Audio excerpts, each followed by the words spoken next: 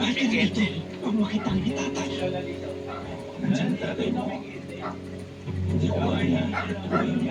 Ang ganyan na nanay mo. Huwag ka. Huwag kang pumasok.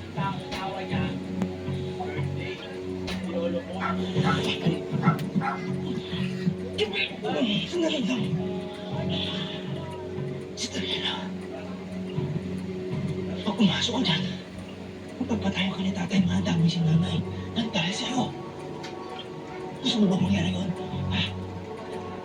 Hindi ko kakapayan. Ang nanay mo. Hindi ko kakapayan. Totoo siya ng ganyan. Hindi mo ang pulis niya. Mama. Mahawa ka. Mahawa ka.